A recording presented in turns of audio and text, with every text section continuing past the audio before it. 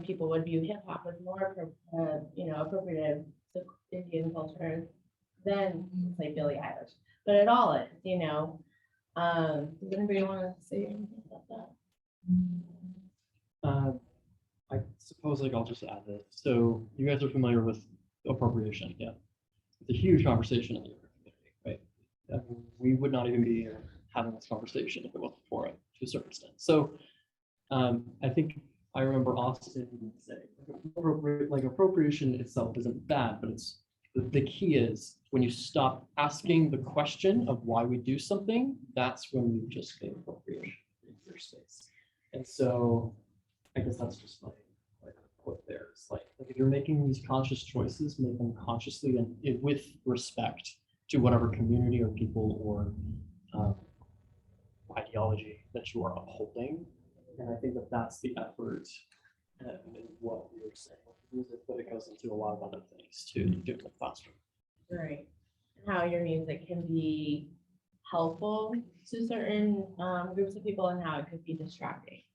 So just keeping in mind that there's not necessarily, I feel like, a right or wrong answer with it. But also, it's also just looking at when you're teaching the class with people with different racial backgrounds that are different from yours. If your words they're using are harmful or, don't make them feel included. Also as, just being aware and that same concept that Caleb was saying is not asking the question.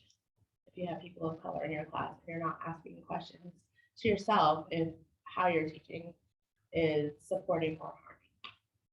Well, and Missy, maybe you can pull on that a little bit more too about maybe this concept. And I know that you've had some experiences and we have some other panelists experiences and also for the rest of you on the panel about when you have been in a class and you, because of your identity, you felt passed over, ignored, or purposely left out or overlooked in a class. Yeah, so we had a panelist who was Black or not was, she still is Black. And she had brought her, I think her father, her dad. to a class. And, it was back in the day when we had, we're getting to that point where we're having full classes, but we were also doing hands-on adjustments. And then also we had internships for hands-on adjustments. So you had the teacher giving hands-on adjustments, and then you had the interns that were there giving hands-on adjustments to everybody in the room. And in this particular class, she very much noticed that everybody in the room had gotten adjustment except for her and her father. There was another intern, I don't know if she was training at that point in time, her name is Deepa, who also attended that same class. She's from India. Deepa's family is from India. Okay. I don't know. I think Deepa was born in India. You guys will eventually meet Deepa at some point. She is going to participate in this panel in another way, but she's going to be famous one day. Just know that she's doing a lot of things. Yeah, she's an unbelievable human. So anyway. But yeah, her, so she's from India or Indian descent, right? Same class, didn't get an adjustment either. Yeah, and it was from an experienced teacher who's been around for a while, and so that's a big deal, and it can something else I want to bring up, and we can bring this up in a different context as well, but it comes in the form of microaggressions, things you really don't think about that maybe that's on your mind. You just so happen to forget that person of color didn't get an adjustment, but why? Asking that question. If you're teaching in class and you're giving hands-on adjustments, and I don't know if we're doing But that they're yet. just learning. Okay. Yeah, they're starting back Cool. to it. I mean, asking yourself if there is any kind of person that would show up to your class that you would feel hesitant, like really asking yourself that question and being honest with yourself, giving a hands-on adjustment. And that's, we all have our our biases and our, things that we grew up with that we don't feel comfortable with, but thinking about what person would show up to class that you would not want to get adjusted to. Asking yourself why, and seeing if that's something you could work through. Yeah, and then it doesn't even have to be hands-on adjustments. It can be, someone who comes into class, who looks homeless, you know, or just there's so many different examples, but I'll give an example that I felt was a microaggression. I was teaching at a different location. It borders on like the spa fitness studio, and I teach like an aqua fit class, and then immediate after the aqua fit class, I have to teach a yoga class. And so I just bring my clothes with me because I just wear my bathing suit in. I forgot my sports bra, and I'm like, I cannot teach you without my sports bra. Like it's just not gonna happen. And so they sell them there, and I'm like, all right, well, I guess I'm just gonna have to work out because they're quite expensive there. And so I was buying it from the manager, and she's like, oh yeah, let me be sure to print you a receipt, even though I was already wearing it. She's like, we don't want to make sure you're a brown person leaving the studio with merchandise. Nice. So I was like, oh, Wait, Miss, you really said that? yeah. And so I know she didn't mean it in like a horrible way. She's a super sweet person. Like it probably sounded like a joke to her, but like it has been bothering me like for the rest of the week. And maybe it was a microaggression for her, but it definitely was triggering. And so, I'd probably keep that receipt for the rest of the time I work there because like, God forbid I'm a brown person walking around with merchandise, So just, and that was a big thing. We all like recognized it right away, but it can just be a small. Keep it in mind. So I have a question. So like in a yoga class, any of you have experienced something where the yoga teacher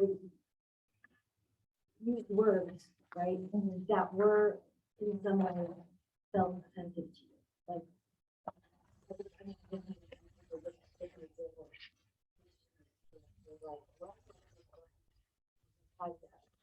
Well, I know the way that we used to format this with the previous teacher, with our inclusivity training, she kind of talked about the word booty in class. And like, we talk about the butt a lot in yoga because we're working the glutes quite a bit in a lot of poses. We say hips, we say, Glutes. glutes. Yeah, exactly. But like, and for a lot of people, booty doesn't really trigger them. It's in a lot of songs, it's in a lot of movies. But it could be, and it's that, yeah, which is just kind of weird in a yoga space.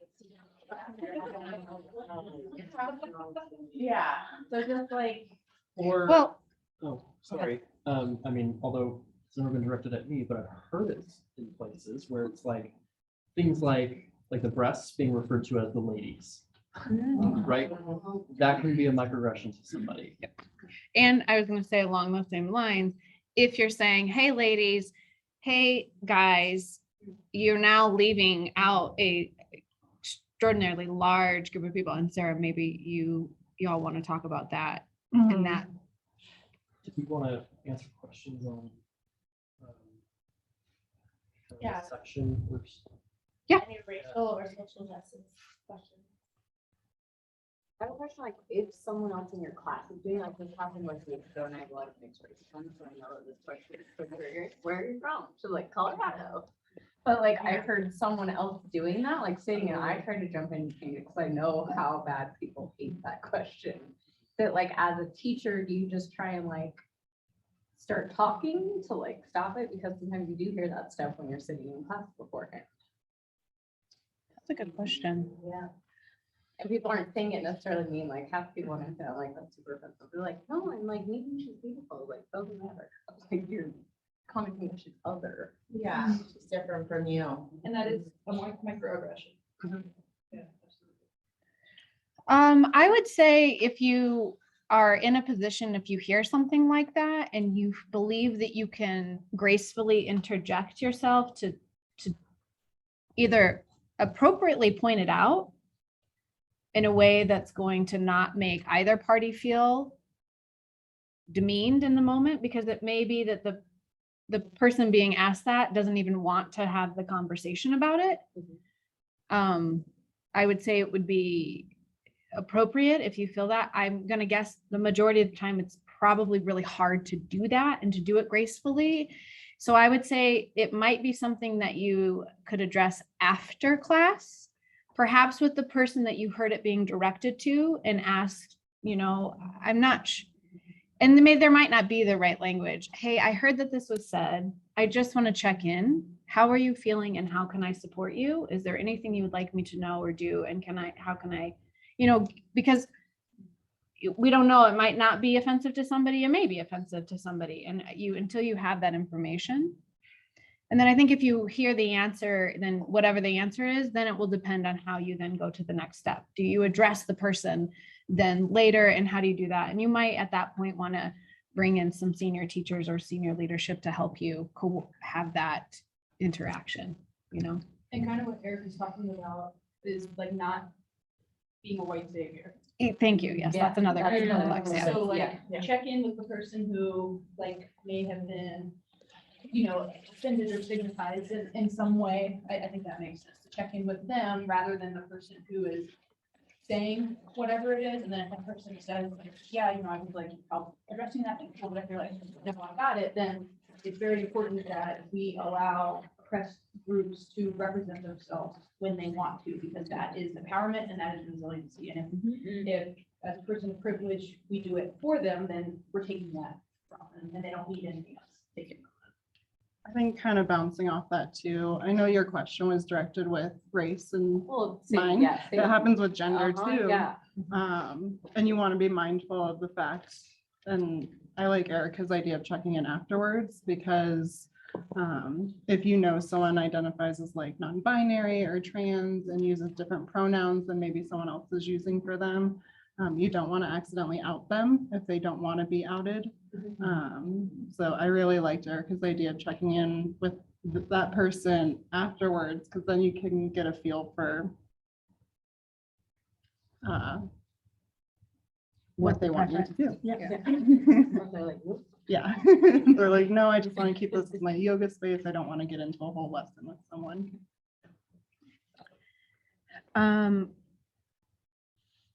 I think that Caleb, you're looking at it too. I think we've covered a bulk of those. Yeah. Is there anything in there that you guys think that we need to?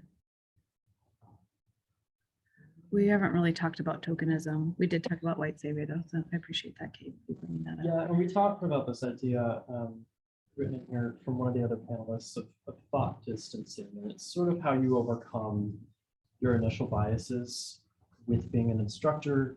You're an authoritative position within a classroom or space, right? So if you have any level of initial bias on your behalf walking into that space, what are some methods or strategies of either starting the process of working and unpacking those sorts of things, whether it's something we come back to later or whatnot. So this particular panelist, another instructor, Karen, but they have this idea of you notice the bias. Where did that come from? How did that develop? Is it coming from something that I have experienced in my past? Is it a relationship? Was it a negative thing that happened when I was young? Whatever it may be, taking it from a very analytical position as opposed to reacting very emotionally and then projecting that onto the student, right? And so it takes a lot of self-work, self-examination as an instructor to be able to provide that space for somebody who might have a bias. And you might not recognize them even now, right? You might not understand your bias in any level of group or class or protected class, if you will. So protected class is the things that Kate addressed here. So developing a process of like, when I notice a reaction, what's my step ladder to unpacking that and hopefully coming to a conclusion of, okay, this is how I can handle this. And it might take time. It can take years. Yeah, years. To uncover life experience and things that are probably entrenched in your own upbringing and culture. You might be confronted with a space like this. And it can seem harmless to the student that you recognize that you have a bias against, but really radically change your outlook on how you teach. So being prepared for something like that with something like thought distancing, asking the questions, journaling, meditation, those sorts of things can help you. Yeah. All of your instructors are students that have triggered or something like that. Have you noticed they come forward during, like after the class when you're asking students to come through with comments and this like, are students pretty good at that? Because you might be doing something that you don't realize is actually triggering from past experience.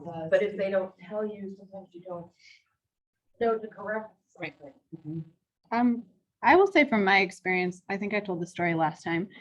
In Kundalini yoga, there is a lot of identifying as she, he, and also basically female, male, which they'll talk about in a moment. But when I was teaching in class, and there's always this layer about if you're on your cycle or if you're pregnant. And I was teaching, and I very commonly said, any woman out there that's on their cycle or is pregnant, make sure that when we're doing da da da da da da, you don't do. No thought, no awareness, nothing about it. Until I got an email after a class. Thank you so much. I loved your class. I really appreciate it. Can I give you some feedback? When you use the word woman in those contexts, you have to remember that not everybody that's experiencing that is a woman or identifies as a woman. And I was really triggered. I was pissed. I was like, wait, what? What do you mean?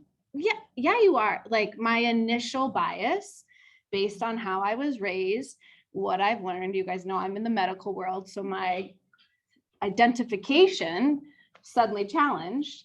And then as Erin has taught, like learning to thought distance and be like, okay, wait a minute, hold on. Where is this coming from? Why do I care? What's my attachment? And then I walked myself through and I was like, oh yeah, well, that's stupid. I don't even need to say anything. I can just say if you're on your menses or you're pregnant, don't even need to identify, right? And so I'm really lucky I had a relationship with that individual who had previous classes with me, who felt safe enough to know that I was open to receiving feedback. And I'm so grateful that they provided me that opportunity to learn and to sort of move out of that. And so I think that, and you guys, I'll let you speak on that. When you present yourself as somebody that is very open to being receptive to feedback and not in a hierarchical position, because by definition, by nature, you're going to be hierarchical because you're the teacher. But if you can give a sense of openness and welcomeness and an ability to be fluid in your presentation, then you will have students that feel safe enough to say that. Not everybody will. It will take everybody's in their own journey as well, you know.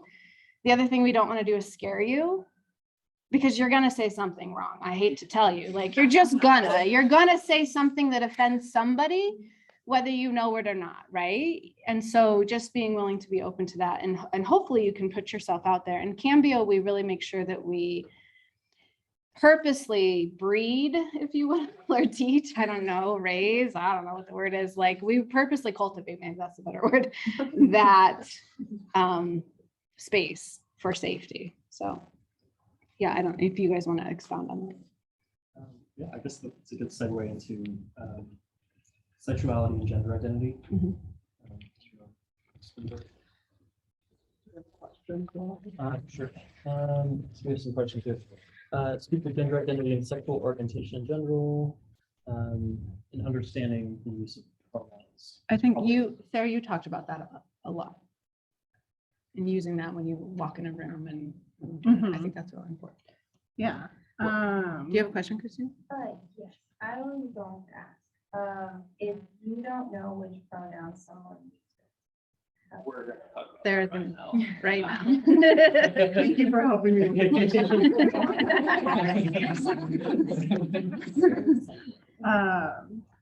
So it's, it's kind of up to you on how you want to approach conversations like that. I always,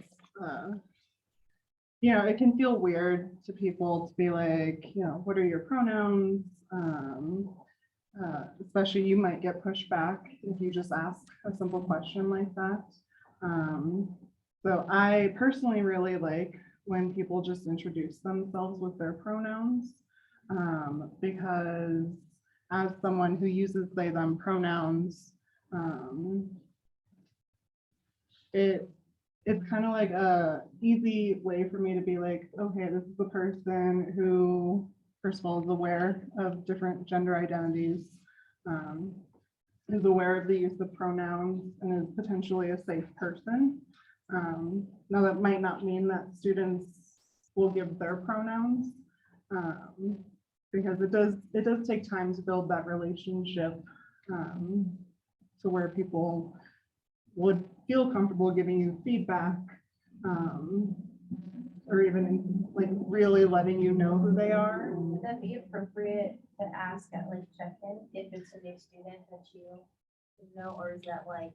So, yeah, I think so, because with Cambio now, we just set it up on MBO where people can put in their pronouns when they sign up with us on MBO.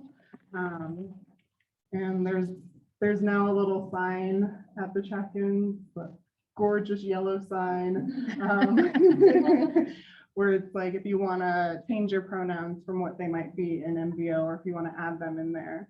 So it's a nice kind of segue to kind of ask them those questions if they're brand new to Cambio. So, yeah. Does that answer? Caleb, I think, didn't you have a story about, one of you talked about you'd asked someone to what the pronouns were and you got pushback from that individual? Yeah, that does happen. So, how many of you have been presented with this conversation of pronouns before? You don't have to raise your hand, but like understanding that this is a new evolving conversation. These sorts of things, these identities have always existed. They haven't been written in history, but people have always felt and identified this way. So establishing that as a basis is we're all human that have vastly different experiences and different understandings of ourselves, right? But there are a lot of different people who have never been presented with this conversation before, and they might react initially with a front of, why are you asking me my pronouns? Do I not look such and such? And that can create a very uncomfortable position as an instructor trying and attempting to provide a safe space. And so navigating that conversation, I mean, you can definitely correct me, but I would say, like understand, like saying that it's all in an effort to create an equal space for people to identify as they choose, and that you mean no offense or mean no harm in asking how we identify. Yeah. Well, and I think Aaron, who is again one of our panelists, they had said to us when we were having a discussion around if you would, like Caleb just said, but your baseline is this has been around for history, it has been written in history, but you need to start to realize that this has been a part of our history that's been, people have had to hide themselves from. And so we're trying to now have it much in the open and in a space where people can feel safe to express that. But assuming from baseline that everyone is first human and that they are a they, them until otherwise designated. And that when you think about the way that we language things, because it can be hard sometimes for individuals to look at something singular and feel it in a plural verbal way. But Aaron, they gave the example of when we speak, we'll say, well, someone lost their umbrella, or that author wrote a really great book. You are already in your language using this fluidity of the concept of they and them. So if you can start from that baseline, it then becomes a little bit, maybe not easier is the word, but maybe it becomes part of your thought process as you navigate through the world, meeting new individuals, particularly in a situation when you're teaching in a room and when you're using that language in a room to teach. And also, it's like Sarah took your class 2 weeks ago, specifically to, as a teacher, learn how you say things. So like when I was talking about your cues, I literally took it so I could be like, because it is hard for me sometimes and I try really hard, but to be like, how would she say this for this transition? And it was very helpful because you were so good at keeping gender out of everything. And I like really learned a lot just from taking your class of words to use. So I really appreciate that for teaching. I had, last summer, my family, we were on a trip in, New York, and the students that were doing house next to us were young and beginning to use they, them pronouns. Definitely a challenge for my husband and I, to go from that singular to the plural thought process. The other thing, though, that resonated with me is I became much more cognizant of using their names and talking to them as an individual anyways. And I thought, we lump people in a he or she or whatever, when we just say, say their name. Yes, And then I the was pronoun doesn't matter so much. just about to bring that up, and that's like the safest bet. So as an instructor, people move more strongly. Sorry, I'm sweating. So Identify with their name, and as an instructor, you should probably want to know the name of every person in your class anyways, because you want to establish that relationship. And so the best way, at least in my classes, is you don't need to use pronouns to identify or cue really at all. You can develop a practice of, hey, Sarah, adjust your back foot, or so it does this, or everyone. And if you know that there's a person who identifies with a specific pronoun and you would like to use them as a demonstrator for a pose, then that's an option, and that's definitely something that you can do to reestablish that relationship, to do that great thing of like, I'm the teacher, I don't have to demonstrate everything, I can have a student lead or demonstrate. So it could be another way of developing a stronger relationship among the group, cohesion among the group. But I mean, I always say just know the people in your row, and you can cue them through a great class without ever identifying a pronoun. no, that's my rule of teaching. You know everybody's name when you walk in that room. And if you don't, you know it by the time you walk out of the room, and you will say their name at least one time while you're teaching. It's so important. Think about yourselves when you're in a room and you get identified. Hopefully it's not negatively, but like when the teacher says your name, there's like this, oh God, especially if it's a room of 30, 40 people. That's really important. Yeah, and we talked, it's slowly not becoming as much of an issue, right? Because we're out and about a lot more, but during COVID, we definitely had this conversation of people were not leaving their houses as much, right? So you could very well be the only person that recognizes a human and recognizes them for that entire day. Yeah. And so obviously like that might not be as relevant, but it can still very well be true that some people might not even get called their name on any given day. Like how often do you think in your daily basis, how often does somebody recognize your name? So it can be a very powerful and like subtle little way to make a connection with somebody. And at the end of the day, like we're instructors, we're providing a space, we're providing a service, and you want that person to come back. And so doing these little things all in an effort to like get that client back in your space feels like a step in the correct direction as an instructor, and what we should all be aiming towards, really, whether you take it from a human-to-human connection or from a business standpoint of filling our classes and like providing a service, right? So there's a lot of different entrances into why this is very applicable to your space. And I just want to touch on the push question, because so any form of social justice, no matter how subtle or direct it is gonna be met with pushback. And that can be scary, right? So obviously, if you're in a situation where you don't feel safe, do what you gotta do to keep yourself safe, because unfortunately, there's a lot of violence around this. There always has been, it's just a lot more visible now, right? Because people are also feeling more safe to express themselves in this way, and lots of things have emboldened people, right? So, but aside from, like you say, of course, that's number one. If you get pushback, I would not apologize. We apologize too much as a community in general, especially if we are part of some oppressed group, right? Dominant culture doesn't apologize, oppressed groups apologize. Don't apologize.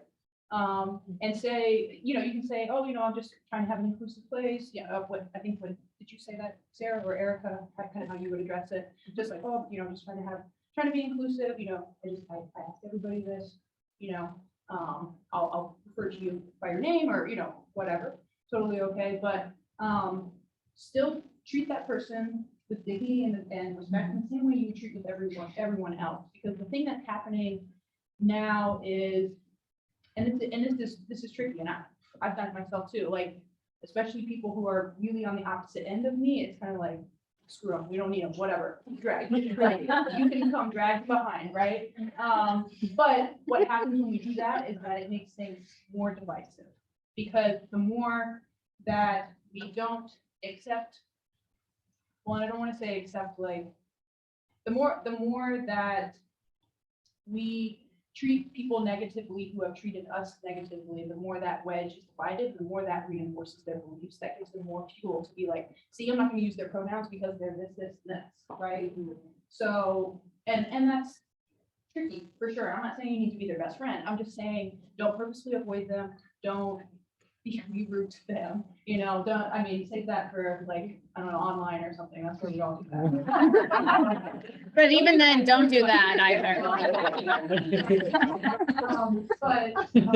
Yeah, just in navigating that pushback, and also realizing that pushback is part of how they eventually get there. Because you're not the last person or the first person that they will have pushed back against, and maybe they're really rude and aggressive with you, but maybe the 20th or 100th person they have this conversation with, things start to shift a little bit. So again, you have to be safe, but don't Have a little piece on that. back down, I guess. I actually had a reoccurring student who pulls up in a vehicle that had bumper stickers that very much oppose my belief system.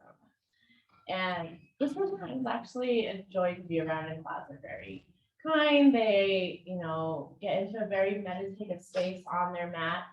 But it's just funny when I had this preconceived bias when I saw them pull up and I saw bumper stickers on their vehicle. So, I had to, reflect on how, before they walk in, and how I was going to take that bias and throw it out the window and not treat this person how I think this person is going to be like when they walk in the door. And this person was great to have it in class, and so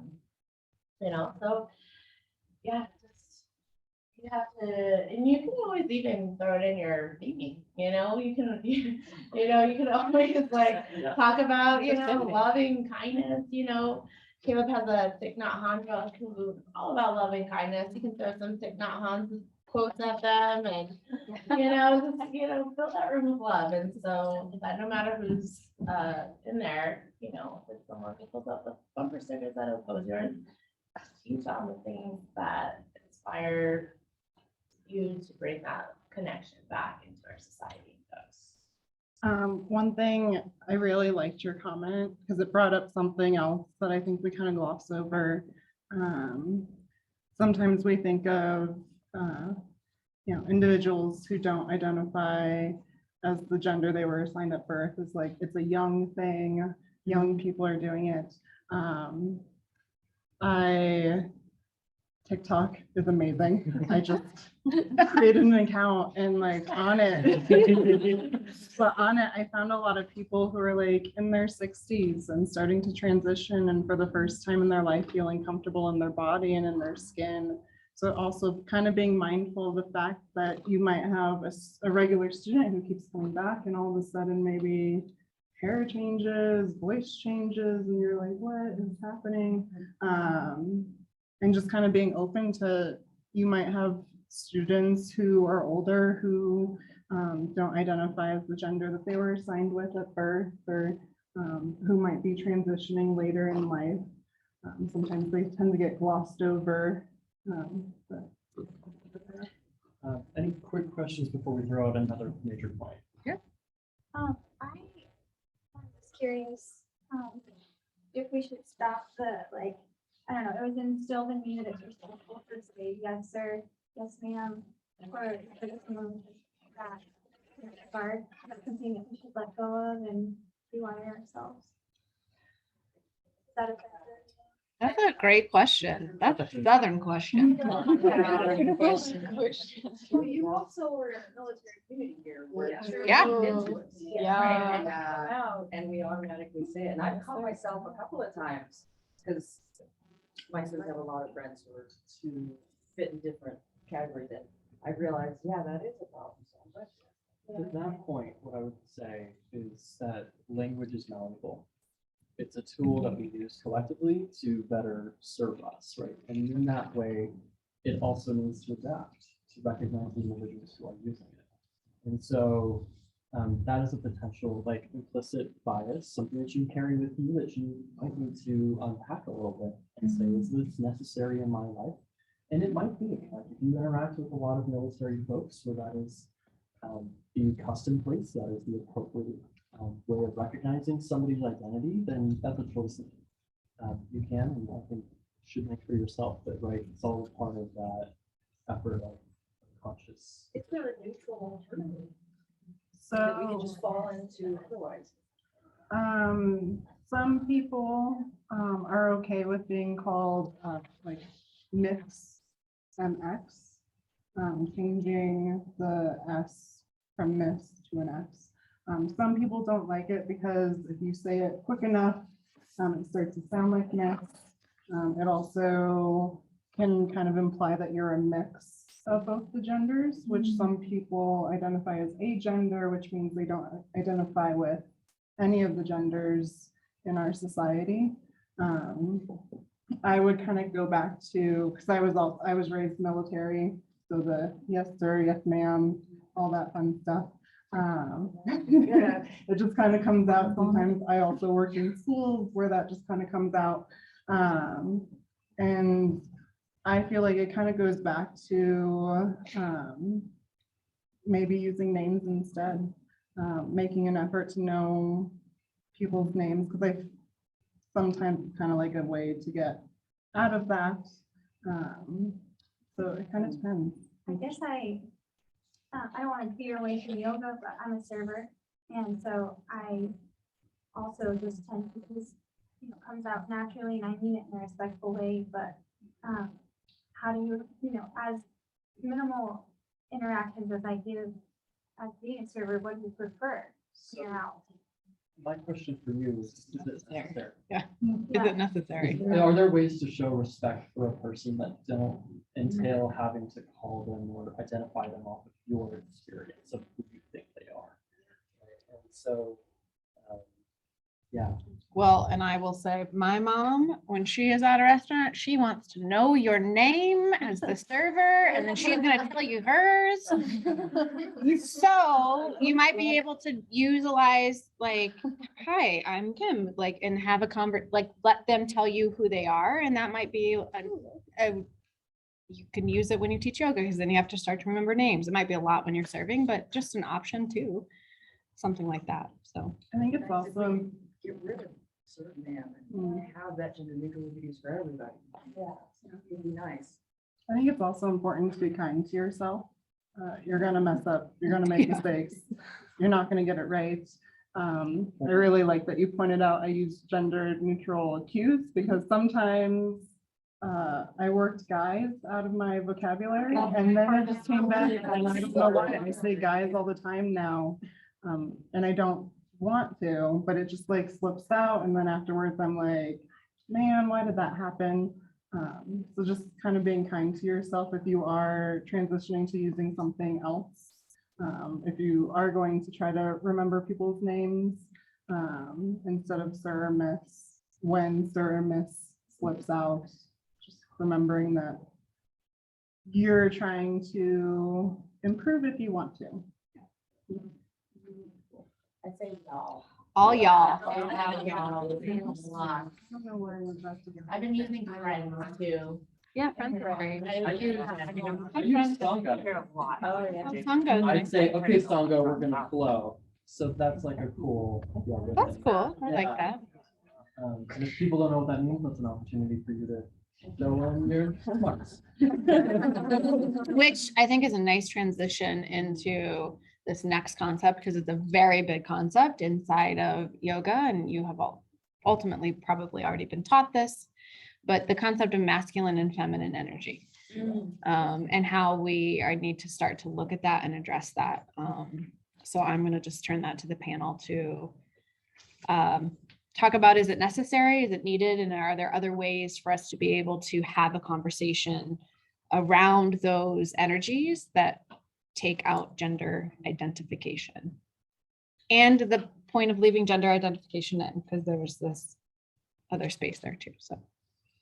Yeah, so I'm sure you all have been pretty entrenched into yoga philosophy, right? So you understand that a lot of this is running from that binary structure, that binary feminine, masculine, right? Either Pingala, those sorts of things. But then ultimately about how those are supposed to eventually make something in the term yoga, right?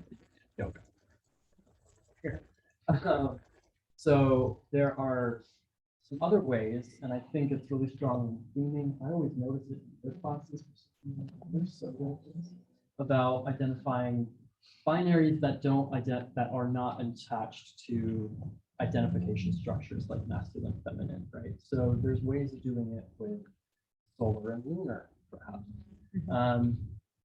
Spring and fall, winter and summer, something like that, right? The seasons, astral bodies, Hot, cold. hot, cold, emotions, maybe. Left, and- right, What's that? left, right. Yes. And Yeah, you could. I do because I don't, and maybe you guys can tell me if I shouldn't, but I don't think that it necessarily languaging comes off as identifying as particularly female and male because of the because we're in the Western space.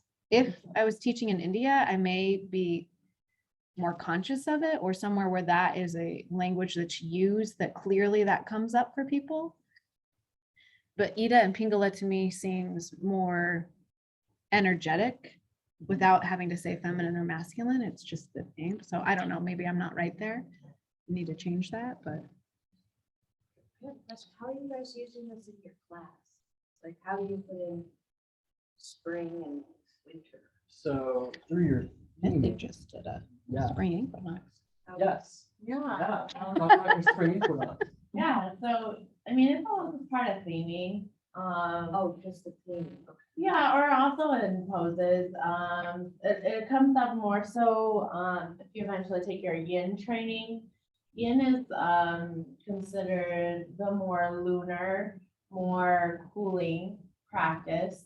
Vinyasa is heating. It's, associated more with the Pingala. And so, Raja, yeah. And so, and before we did all this, people would say it's the more feminine practice and versus that, but we're not using that language anymore, right?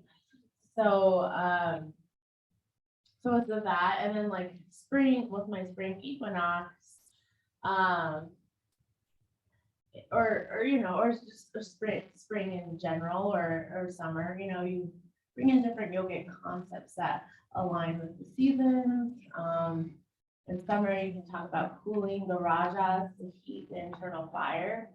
Because people can get too hot, and heated and angry and feisty, so you gotta cool them down, And yeah, I actually did a class on rajas one time, and I went a little too hard into it and I got heartburn afterwards, so be careful with that one.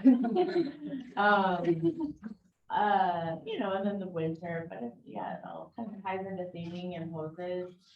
I kind of think about, sometimes when people are at the end of their practice and they're in Shavasana and you start to wake them back up. And I just learned this, I forget where our teacher taught this, but sometimes it's interesting. I don't know how big of a difference it makes or not, but if you turn, you know, at the end of class, if you turn into the fetal position on the right side, that's the Pingala side. That leads your left ear up. The Ida side that's more, you know, restful. If you want more rest, you'll turn to the right so that your left ear is up. If you want to feel more energetic after class, you'll roll to your left so your right ear is up. Which also is associated with your nostrils. And when you're on the right side, the left nostril is open. And so you're pulling air in theoretically through the left side. So if you're having trouble sleeping, roll to the right so your left side is exposed. If you need more energy, pull the air in through the right nostril. But you see that we just did that without even talking about, there was no need to have mention masculine and feminine.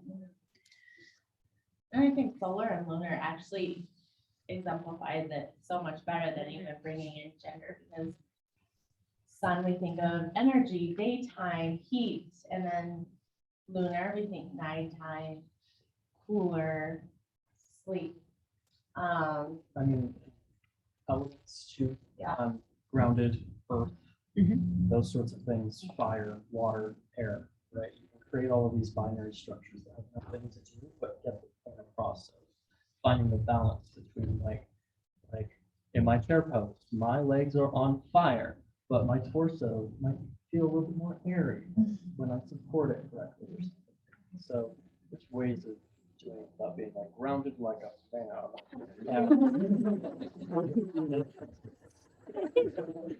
Same thing in a gendered way, like my legs are like a man and my top is like, is woman or something like that. It doesn't even make sense, we're just discussing the Western Yeah. gendering. I like the transitioning from laying on your right or your left. It's like lay on your left because you want to feel more woman-like. You want to feel like a man. So we poke fun at it, but it's all an effort to be like, okay, yeah, this is a different way to think of it. And I think, does anybody have any questions about that specifically, gender or utilizing gender neutral language specifically around things that have historically been gendered? Okay. I think it's a nice transition into then also talking about how oftentimes, so that can be very overlooked, and how oftentimes we tend to teach toward able bodies from a physical sense, and we have to be very conscientious and aware that there are not everybody, even if you can't, even if the physical disability is not, and I think there's a new term that we're using, and I can't remember what it is for disability. So if anybody remembers, if anybody knows what that is, let me know. I feel like I heard it the other week and I can't remember the word, but there are physical disabilities, and then there are also internal mental disabilities that you may not be aware of. And when you perceive that you have an able-bodied class, you can walk yourself into able-bodied languaging. And so I'm just going to turn that over to you guys too, except Christina. I think it might be differently abled. Differently abled, that's it. You're right, correct. That's exactly what I'd heard. Differently abled. And I don't know where the term comes from, but I had just recently heard it. So just to kind of speak on that, there is a debate in the disability community Okay. between person-centered language and like identity-centered language. If you use the term differently abled, you might get pushback from some people with disabilities.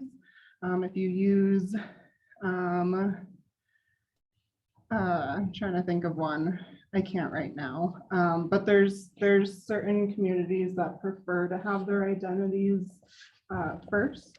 The autism community, deaf community, blind community, those are the three big ones that tend to prefer identity first language. So just to kind of make you aware, it wasn't like it was wrong or anything, No, but yeah, and Mm-hmm. it's even within the community, it's not always agreed on. When you say identity first, can you give me an example? Yeah, so I would say a blind person instead of a person who is blind. Person-centered, Person first. person-centered language would be the person with. Identity-centered would be blind person. So it just kind of depends on where you put the identity. That's kind of like we're hearing more or less towards saying homeless to more people without homes or house or Kind of. Like I said, it's not agreed upon within the community itself. Some people prefer to have person-centered language because they want to be known as a person before they're known as, the person who uses a wheelchair. Some of them want their identities, their disabilities centered because they argue that you can't separate their disability from who they are. A blind person who's born blind has never had sight. So it's an important part of who they are. The interesting thing about the disability languaging, I work for the Parent Training Information Center here in town. I'm support families with kids with disabilities. And disability is kind of becoming a term like the queer and the slut, in that people are like, no, it's not derogatory. Don't separate it from me, and it's part of who I am. It's an interesting thing to watch in the community. And talk about language fluidity. Whew. And you might hear people even, the word crick has started to come back. So if you've heard- Really? Mhm. That's interesting. Some people use it as part of their identity. It feels really weird and icky to me. I don't use it, but some people within the disability community refer to themselves as Which, if none of you have seen and you have access to, watch Crip Camp. Phenomenal movie about the rights of individuals with disabilities in this country and how hard they have had to fight to get access. It is phenomenal. So then I guess that kind of transitions into how do you cue Yeah. in class? What does that look like in class? When you have people with different bodies, right? It can be as simple as changing, like when we talk quantity. So some people might say, point all 5 toes forward. Would be the 5 isn't necessary. Point all your toes forward. Engaging their thighs. I don't know if you know. So just kind of thinking along those lines, recognizing that yoga isn't just the physical practice. I took a class through, if no one has heard about them, they're on Instagram. There's also a website for them, but Accessible Yoga Conference. They do a yearly conference. So I actually got to take a class with someone who is paralyzed from the neck down. And she went through her entire class as, this is how she practices because she doesn't have full mobility. She has more than she initially had after her injury, but she doesn't have the full mobility where she can't move her legs. She can't move her arms too much. So just kind of being mindful that yoga is more than just warrior two. It's also just, it's as much in the mind as it is in the body. And just kind of like, Kayla was mentioning that, like, engage your thighs. In her class, she could engage her thighs, but it looks different than what it might look to in our body. And then I also kind of want to speak on the opposite end of that, because we talk about hypermobility and those sorts of things. Like, I have a different experience because I come from dance background and ballet, and so my hips are way open. And He's so, the one I talk about a lot. so sometimes if I'm making sequences as an instructor, I have to be conscious of my transitions because my body can do things that a lot of bodies, it's just not in the range of mobility, right? And so I have to always consciously take a step back of like, okay, how am I going to either give an option for like that's different or a modification or how do I give a transition or have that like in my back pocket? Like, what can I provide as an instructor for people who it might feel very different? And sometimes I don't always know until I'm in the state. And so having those resources like backed up, like, okay, I'm prepared to offer this as an option instead. If I know could be a little bit. I think too, you kind of mentioned it, the sensation might be different in different people's bodies. So I use this example, with I have a spinal fracture on my low back. So folding forward in the staff pose is really difficult for me and really painful for me. And so when I do it, I fold forward with a straight spine and I don't curl into it. Some people, when they cue it, they're like, okay, now relax into this. And sometimes what they mean is round your spine. And for me, that relaxed part doesn't really happen because when I do that, it starts pulling on all the muscles there. It starts pulling on the nerve.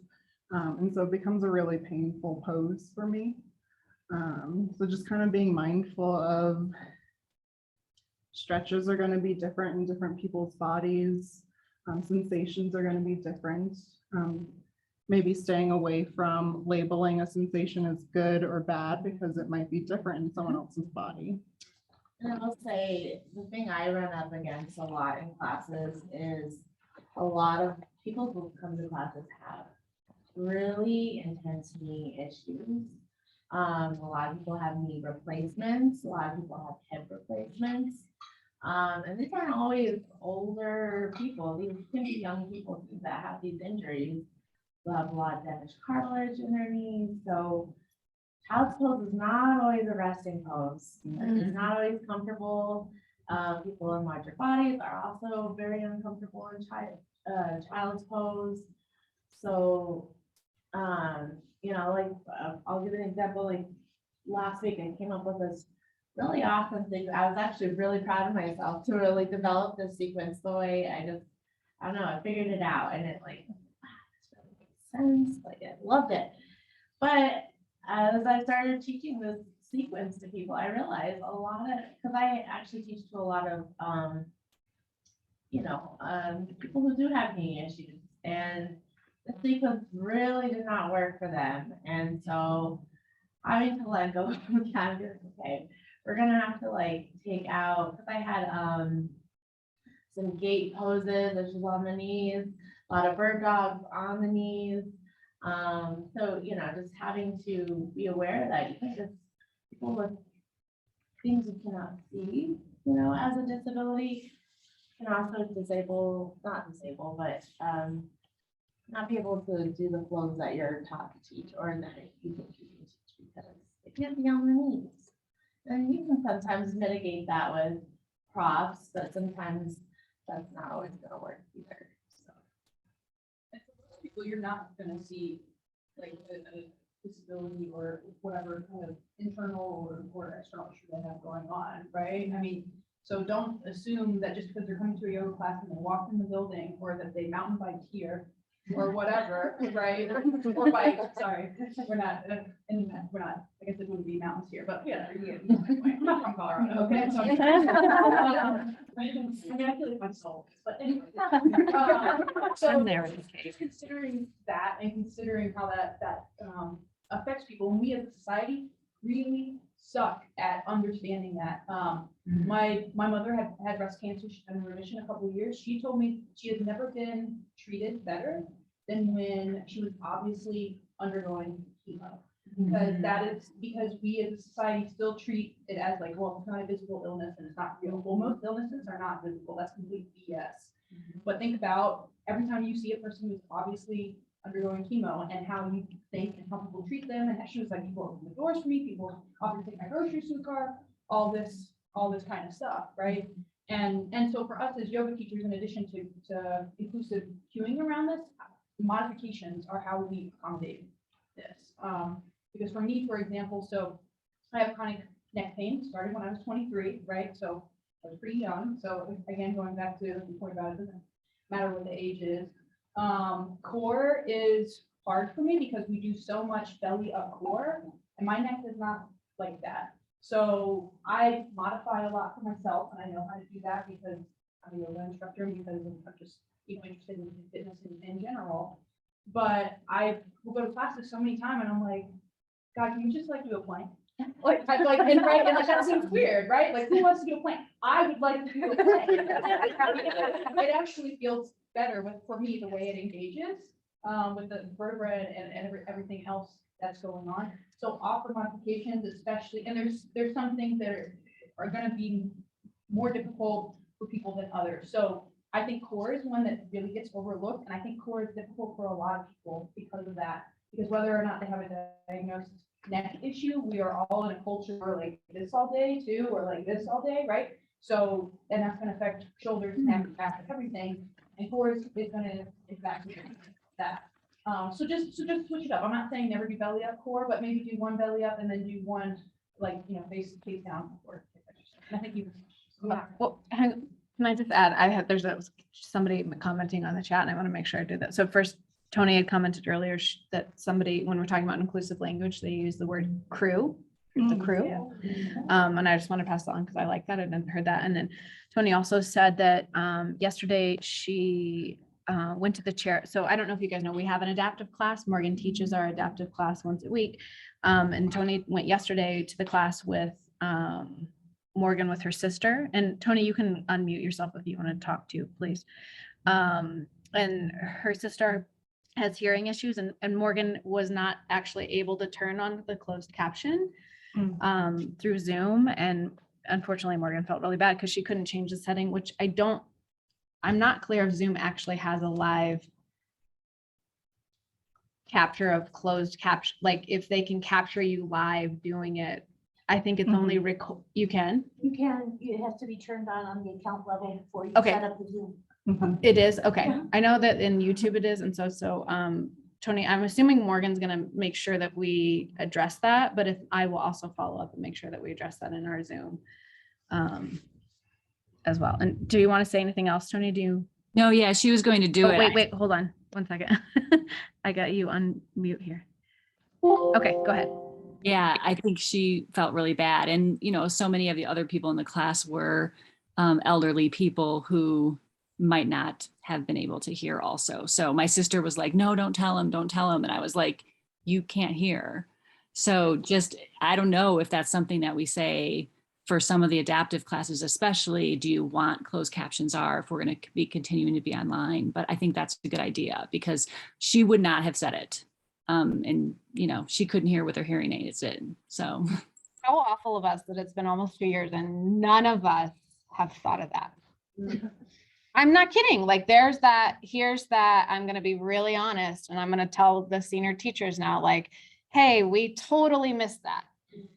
That's our implicit bias that we think everybody joining can hear. I swear I've never even thought about it. And now I'm going to think about it. So thank you, Tony, for bringing that forward. That's really important.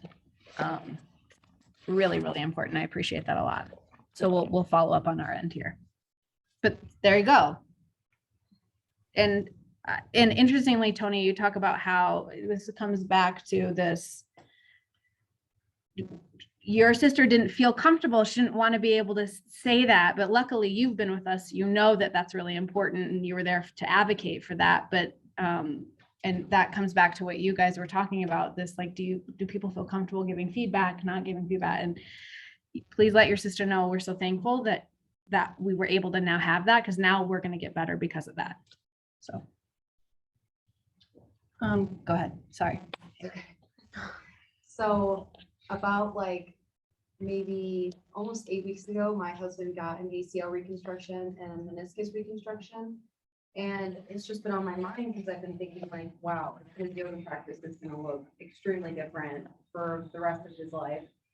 And then I'm thinking, I'm like, I don't even know like how I, as a teacher, and I know that I'm just a beginner, but you know, I don't know how I would like teach that to him or like modify that for him specifically for his injury. So I guess my question is like, do you guys know of any resources like books or websites or like reliable YouTubers that give, you know, education for that without having to go through yoga therapy, which I'm not far away from? I think there's a lot of resources out there. There's so many books, there's great resources on Instagram and TikTok.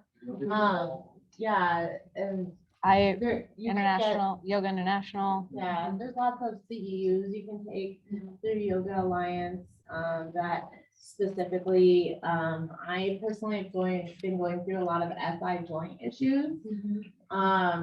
And Yoga Alliance has a SI joint health and yoga CEU workshop that I took online. So, yeah, and it's like a little bit of research into like, you know, Amazon's a great resource because it always, you know, once you start buying all your yoga books on Amazon, recommends more yoga books you can buy online. And so then you have like 40 books that you haven't read and you need to read, but you just can't stop reading them. But yeah, there's so much out there. Okay, I'll do some research. Accessible yoga is a really good one too, because they do different trainings. They also do a yearly conference, and they're doing it online now, thanks to Matt COVID. Stafford, right? Hmm? Matt Stafford. Jivana Heyman. Oh, that's Jeevan. Okay. So that's there. They're also super affordable and do scholarships with anything they offer. I've also found too, you know, it might not always be advertised as like an accessible training. But I have gone to some webinars through Prison Yoga Project.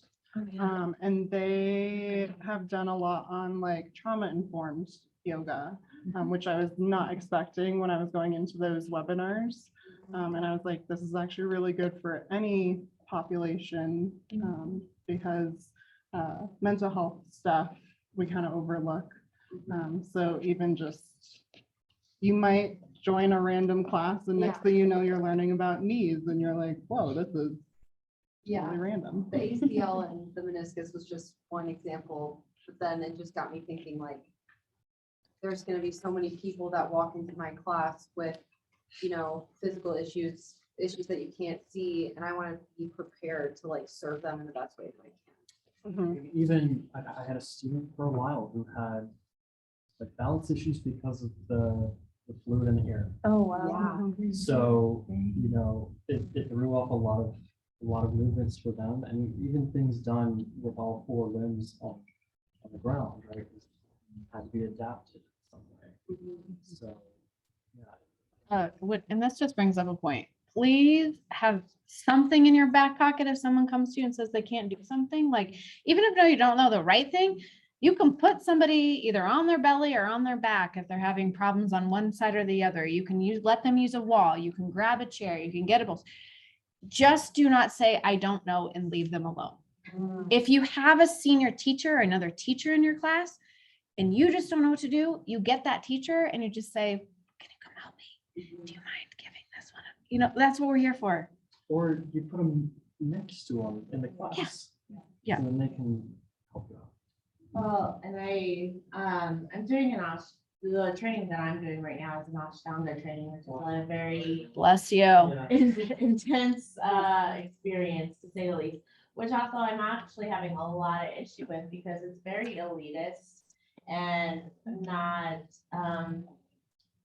it's not very, they very much don't work with adaptability, and they're like, thou shalt not use props, thou shalt just do the pose, and if you can't do it, then you're not supposed to be here. But that's how it is, and it's very troubling to me, and I don't know if I'll be an Ashtanga teacher because of it, but yeah, but it's interesting, so I'm trying to keep as much of an open mind, but anyway, I teach for this organization called the Trini Foundation, which teaches Ashtanga yoga to recovering addicts or and rehab centers or halfway houses. So I'm going to this halfway house to teach Ashtanga yoga. And they told me before that they had a new member in the house that had a broken wrist. In Ashtanga, you're doing like 65 chaturanga push-ups within the practice, and you're doing all kinds of stuff with the arms. And I'm like, how in the world am I going to teach this person Ashtanga with a broken arm? But it was really as simple as just Googling Ashtanga with a broken arm, and there's a teacher who's a famous-ish Ashtanga teacher, Kino McGregor.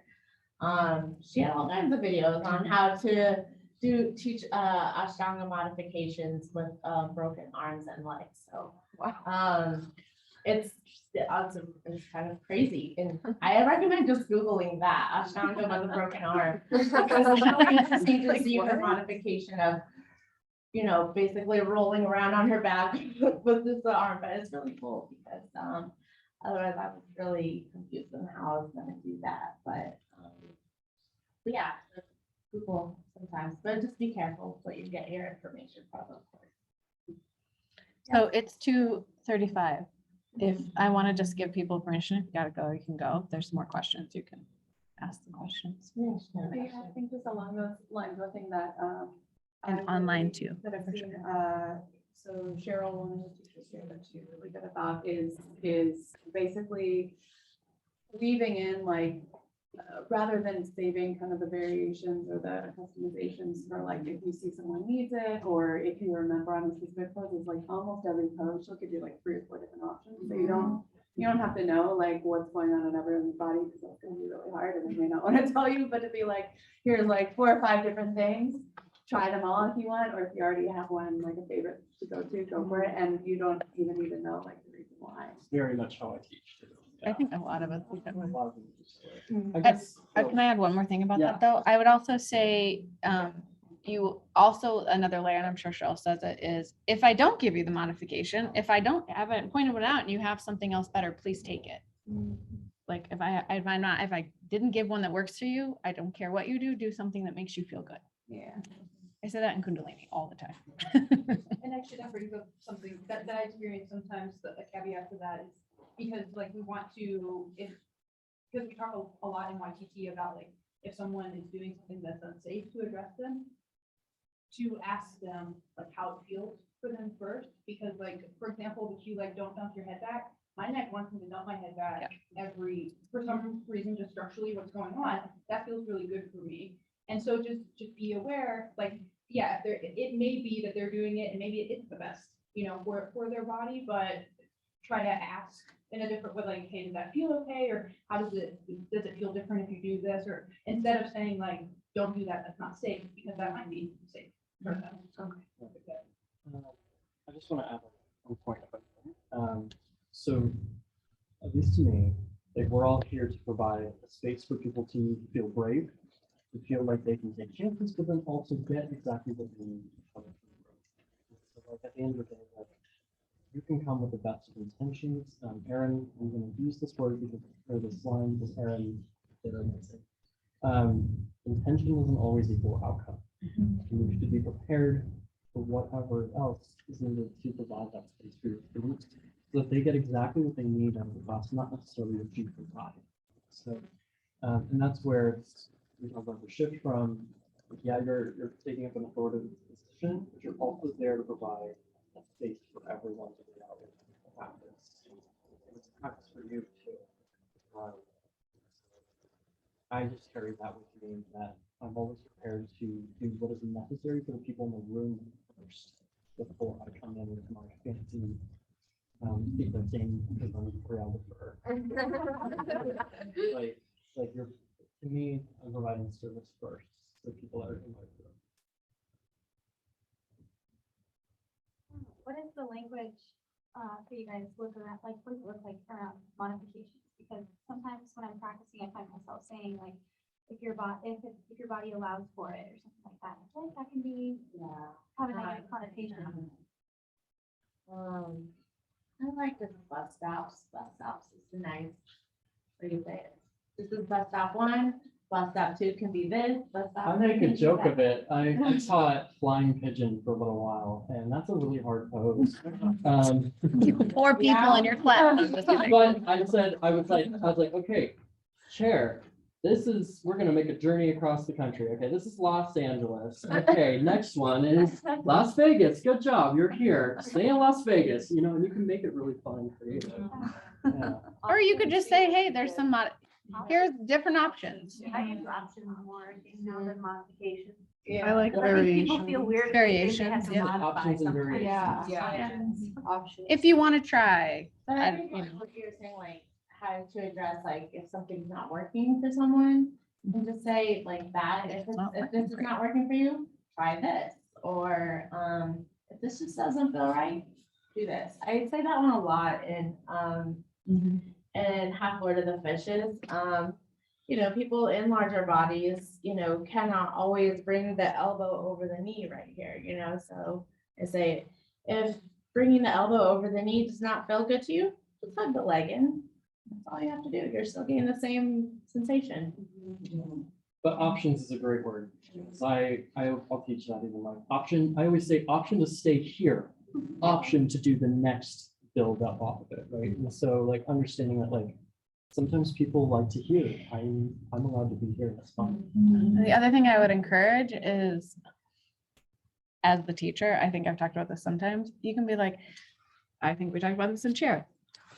Here's a chair, boat. Okay, boat all the way. But guess what? As a teacher, I love to do this. Giving them the idea that you're not always in flying pigeon, right? You might be in Las Vegas or Los Angeles. Them seeing you, not always in the, wherever you're trying to go, gives people safety. It makes it feel more accessible, I think. I really like to demo with props too. Always. I do eagle with a block under my lifted leg to show students that they don't have to reach the ground if they do want to use a kickstand. Yeah. That's the only way I do eagle anymore. It's so nice. I don't ever even try. I just put a block under I'm like, I don't care. I don't need my foot around my calf anymore. It feels so much better and doesn't crank your SI joints. And just also just in that same realm, this is not saying the fullest extent of the pose. Yes. Or Your the best expression. or peak or whatever, the full version, whatever, however, just not saying that. You're here if you're doing this. Yeah. And I do want to say that kind of sort of figures, we didn't touch on this, but I think it's important and you guys are all still here, you're listening. So you're not going to tell somebody what they are or what they aren't. You're not going to tell them you are in a safe space, you are grounded, you are relaxed. You're going to offer that as a possibility, but you're not going to direct them to that thing, right? Because they may very well not feel safe for whatever particular reason. They may not feel grounded today and they may be real pissed that you're suggesting that they should. And you may make them feel even more, right? By telling them this is what you Oh, are, I'm not grounded, I'm not supposed to be. right? Totally. So avoiding that kind of languaging too is really important. Any other comments, thoughts, questions? Yeah, all I offer is keep this conversation going. This is how the work happens. Thanks for sharing with us. Yay.